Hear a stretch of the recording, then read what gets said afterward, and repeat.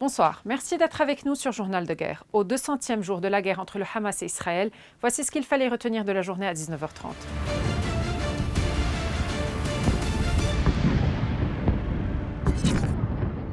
La tension sur la frontière sud a gagné en intensité mardi dans l'après-midi à la suite de l'assassinat de 2 cadres du Hezbollah, l'un tué par l'armée israélienne dans la nuit de lundi à mardi et l'autre mardi matin. La formation pro-iranienne a revendiqué dans un communiqué un raid au drone contre le siège de la brigade Golani et contre l'unité d'Egoz dans la ville côtière d'Acre dans le nord d'Israël. Le Hezbollah a également annoncé avoir visé un rassemblement de soldats israéliens dans la position Al-Asé. Plus tôt dans la matinée, il a diffusé une vidéo montrant une opération de ciblage d'équipements d'espionnage relevant de l'armée israélienne à Wazani et Hanita. De son côté, l'armée israélienne a mené des raids contre les villages de Hunin, Houla et Aït al-Shab. Elle a aussi bombardé Al-Mashab et Hanin.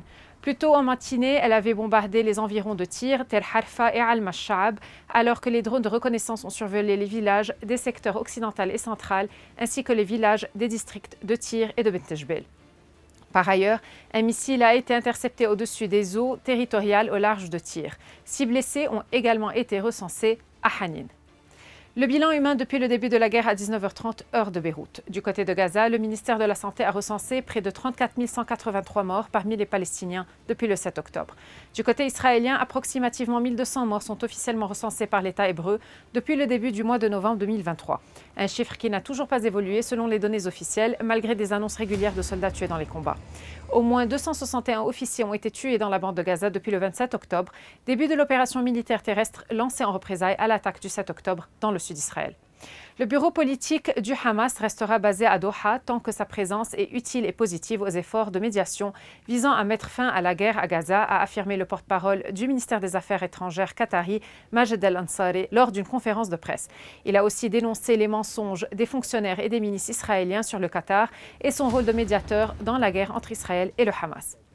Un convoi de l'Organisation mondiale de la santé s'est dirigé vers le nord de la bande de Gaza pour acheminer de l'aide médicale aux hôpitaux de Kamal Adwan à Beth Lahia et d'Al Aouda à Jabalia. Les images ont également montré une épaisse fumée se dégageant d'une frappe aérienne près de Nusayrat et des avions sondant ce camp de réfugiés au centre du territoire palestinien après y avoir largué de l'aide humanitaire.